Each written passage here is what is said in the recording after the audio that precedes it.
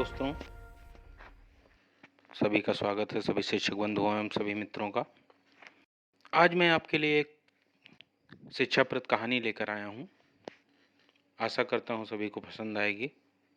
कहानी कुछ इस प्रकार है। प्राचीन काल में सत्यव्रत नाम के एक राजा राज करते थे। दोस्तों, वह प्रतिदिन पूजा पाठ किया करते थे। उनके पास किसी भी चीज़ की कोई कमी नहीं थी। वो धन दौलत से लेकर हर प्रकार की सुविधा से समृद्ध थे। हालांकि इसके बावजूद भी राजा की एक अभिलाषा थी जिसे वो पूर्ण की चाह रखते थे। दरअसल राजा सत्यव्रत को किसी प्रकार से स्वर्गलोक जाने की इच्छा थी। वह अपने जीवन में कम से कम एक बार स्वर्गलोक के सौंदर्य को देखना चाहते थे, लेकिन इन्हें उन्हें इसका मार्ग नहीं पता था।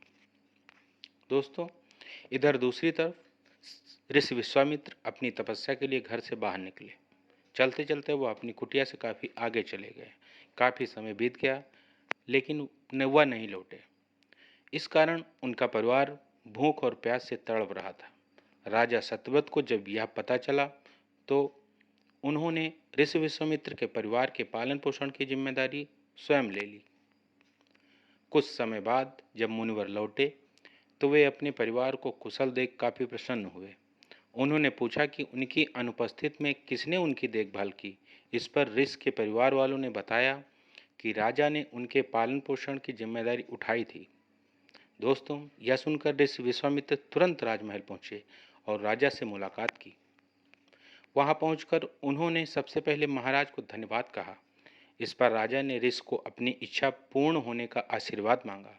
राजा की बात सुनकर ऋषि विश्वामित्र ने कहा, बोलिए महाराज, आपको क्या वरदान चाहिए। जब महाराज ने कहा, हे मुनि, मुझे एक बार स्वर्ग लोक के दर्शन करने की इच्छा है।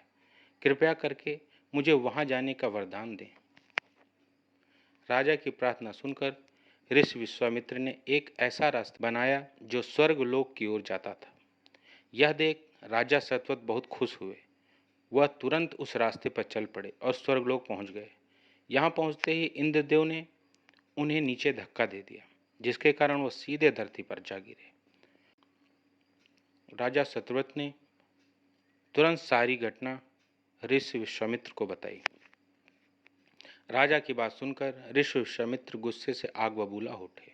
उन्होंने तुरंत सभी देवताओं से इस बारे में बात की और इस समस्या का हल निकाला। इसके बाद राजा के लिए एक नया स्वर्गलोक बनाया गया। नए स्वर्गलोक को पृथ्वी और देवताओं के स्वर्गलोक के बीचों बीच स्थापित किया गया था, ताकि किसी को कोई परेशानी न हो। नए स्वर्गलोक से राजा सत्यव्रत को बहुत प्रसन्नता हुई, लेकिन विश्वामित्र को एक चिंता लगातार सता रही थी। उन्हें डर था कि नया स्वर्गलोक कहीं जोरदार हवा के कारण गिर न पड़े। अगर ऐसा होगा तो राजा सत्यव्रत दोबारा से धरती पर आ जाएंगे। काफ़ी सोच विचार के बाद ऋषि विश्वामित्र को एक उपाय सूझा। उन्होंने नए स्वर्गलोक के नीचे एक बहुत लंबा खंभा लगा दिया ताकि उसे सहारा मिल सके। ऐसी मान्यता है कि नए स्वर्गलोक के नीचे लगाया गया खंभा एक विशाल पेड़ के तने के रूप में बदल गया। यही नहीं, कुछ समय पश्चात जब राजा सत्यव्रत की मृत्यु हुई तो उनका सिर एक फल में तब्दील हो गया। सभी से इस खंभे को नारियल का पेड़ कहा जाने लगा, जबकि राजा का सिर नारियल के रूप में जाना जाता है। यही कारण है कि नारियल का पेड़ इतना लंबा होता है। तो बच्चों, सभी मित्रों को आशा करता हूँ कहानी पसंद आई होगी।